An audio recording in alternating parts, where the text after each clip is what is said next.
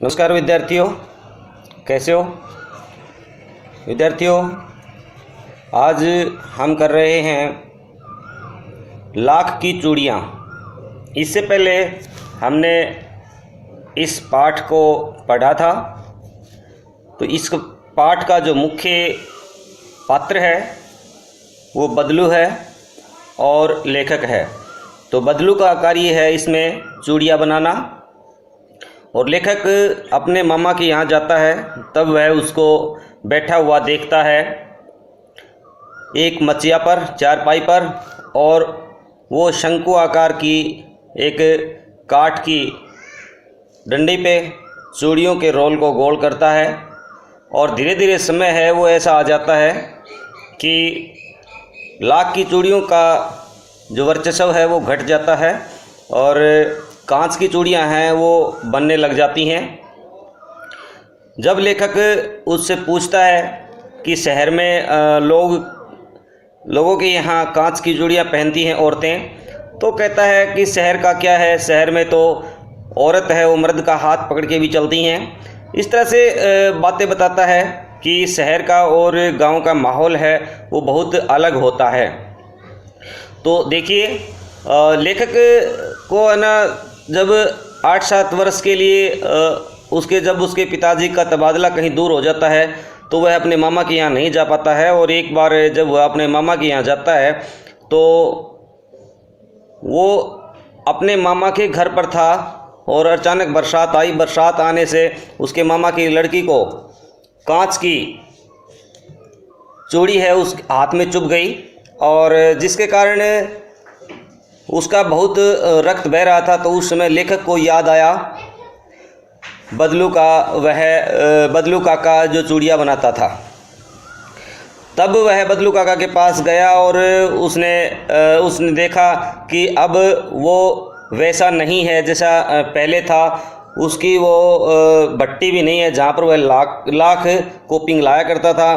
तो उसने बदलू काका से पूछा, तो बदलू काका ने उसको पहले तो पहचाना नहीं। बताने के पश्चात बदलू काका ने उसको पहचान लिया था और फिर उसने अपनी बेटी को बुलाया कि वह लेखक को आम खिलाए।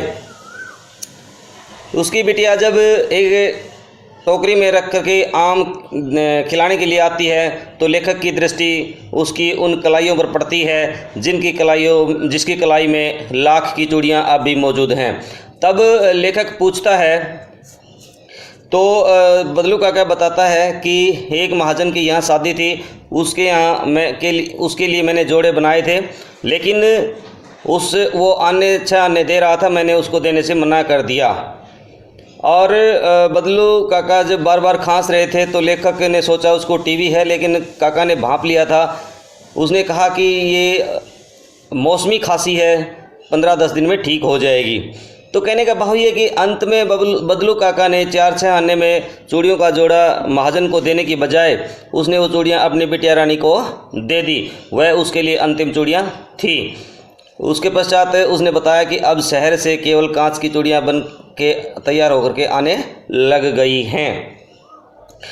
तो इस प्रकार यहाँ लेखक ने दर्शाया है कि चाहे उसका कारोबार है वो चौपट हो गया है, लेकिन उसका जो स्वाभिमान है वो अब तक व्याप्त है। उसने कांच की चूड़ियाँ हैं वो भले ही मार्केट में आ गई हो ना, उसने कांच की चूड़ियाँ बेचने का काम किया, चाहे भले ही उसका कारोबार चौपट हो जाए। और उसने अपना ज़मीर है वो नहीं बेचा। आने में लाख की चूड़ियाँ न दे करके अपनी बिटिया को पहनाना ही उचित समझा। ये आपको मैंने मोटी मोटी बातें पाठ के सार के बारे में बता दी हैं। तो अब करते हैं बेटा इसके अभ्यास के जो प्रश्न हैं वो।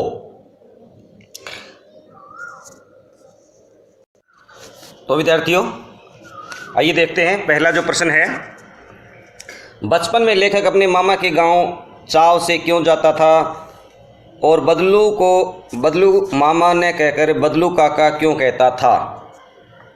बचपन में लेखक अपने मामा के गांव इसलिए चाव से जाता था क्योंकि लेखक के मामा के गांव में लाख की चूड़ियाँ बनाने वाला एक कारीगर बदलू रहता था। और लेखक को बदलू काका से अत्यधिक लगाव था। वह लेखक को ढेर सारी लाख की रंग बिरंगी गोलियां देता था, इसलिए लेखक अपने मामा के गांव चाव से जाता था। गांव के सभी लोग उसे बदलू काका कहकर बुलाते थे। इस कारण लेखक भी बदलू को है ना मामा ने कहकर के बदलू काका ही कहता था। अगला प्रश्न, वस्तु विनिमय क्या है? विनिमय की पद्धति, प्रचलित पद्धति क्या है? वस्तु विनिमय में एक वस्तु को दूसरी वस्तु देकर लिया जाता था। वस्तु के लिए पैसे नहीं दिए जाते थे, वस्तु के बदले वस्तु ली जाती थी।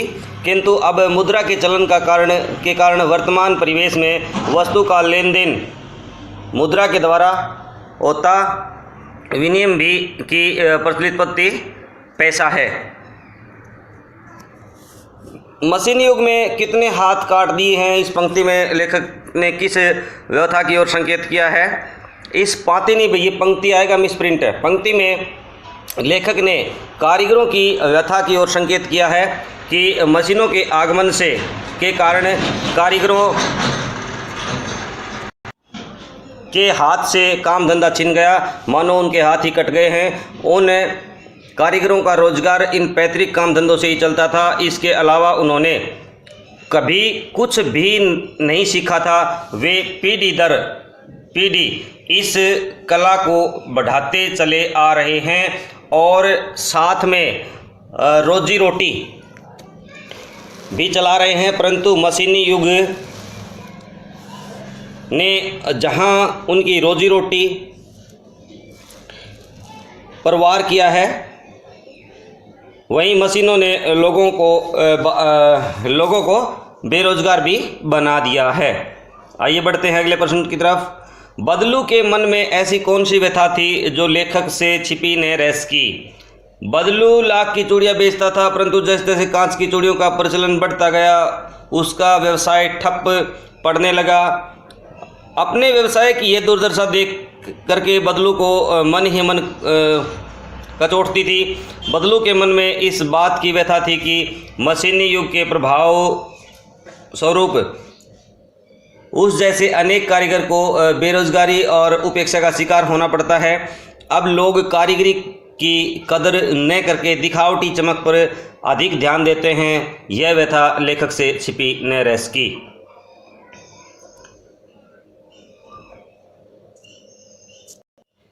आइए बढ़ते हैं अगले प्रश्न की तरफ। मशीनी युग से बदलू के जीवन में क्या प्रभाव आया?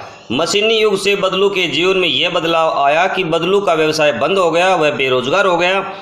काम न करने से उसका शरीर भी ढल गया, उसके हाथों और माथे पर नसें उभराई थी, वह बीमार रहने लगा था। अगला प्रश्न है, लाख की वस्तुओं का निर्माण भारत के किन किन राज्यों में होता है? लाख की वस्तुओं के अतिरिक्त क्या क्या चीज़ें बनती हैं, ज्ञात कीजिए। तो भाई लाख की वस्तुओं का निर्माण सर्वाधिक उत्तर प्रदेश में होता है। लाख की चूड़ियाँ, मूर्तियाँ, गोलियाँ तथा सजावट की वस्तुओं का निर्माण होता है।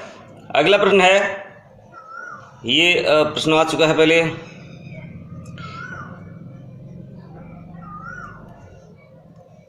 भाषा की बात। बदलू को किसी बात से चिढ़ थी तो कांच की चूड़ियों से, और बदलू स्वयं से कहता है जो सुंदरता कांच की चूड़ियों में होती है लाख में कहाँ संभव है। ये पंक्तियाँ बदलू की दो प्रकार की मनोदशाओं को सामने लाती हैं। दूसरी पंक्ति में उसके मन की पीड़ा है, उसमें व्यंग्य भी है। हारे हुए मन से या दुखी मन से अथवा व्यंग्य में बोलते हुए वाक्यों के अर्थ सामान्य होते हैं। कुछ व्यंग्य वाक्यों को ध्यानपूर्वक समझ करके एकत्र कीजिए, उनके भीतरी अर्थ की व्याख्या कीजिए। जैसे पहला वाक्य है, अब पहले जैसी औलाद कहाँ।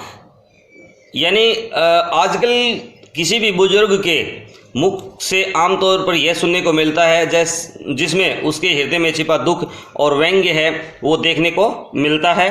उनका मानना है कि आजकल की संतान बुजुर्गों का सम्मान नहीं करती है। ये थे अभ्यास के प्रश्न। इसके अतिरिक्त कुछ छोटे छोटे प्रश्न हैं वो हम करते हैं।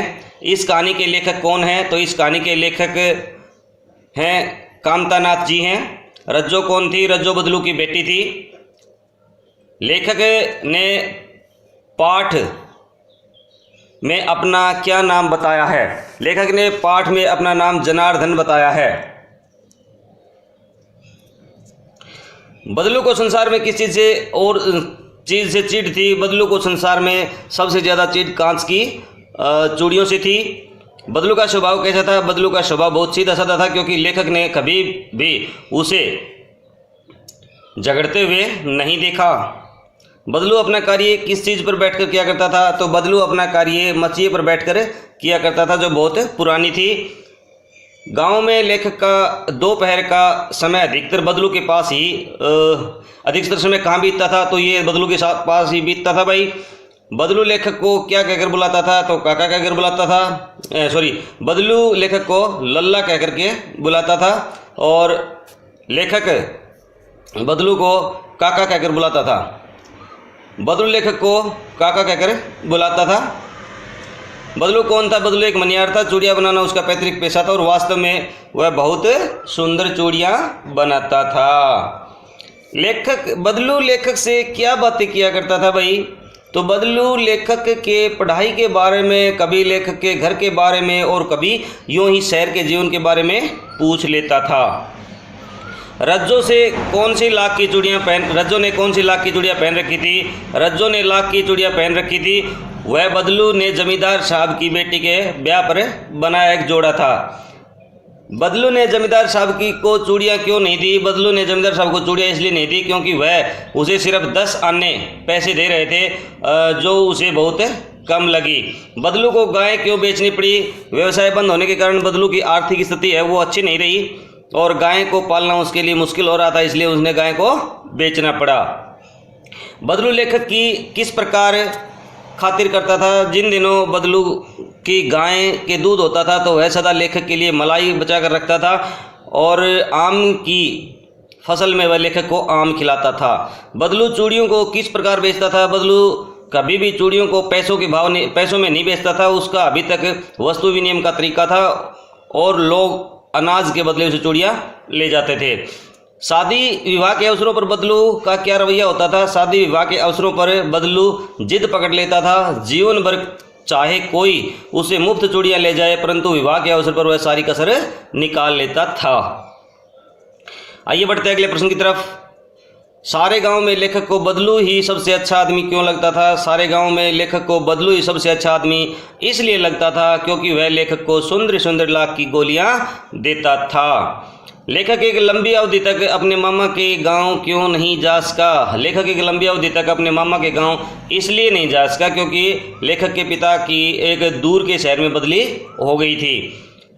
अगला लास्ट जो प्रश्न है, लेखक जब 8-10 वर्षों के बाद मामा के गांव गया तो उसने क्या परिवर्तन देखा?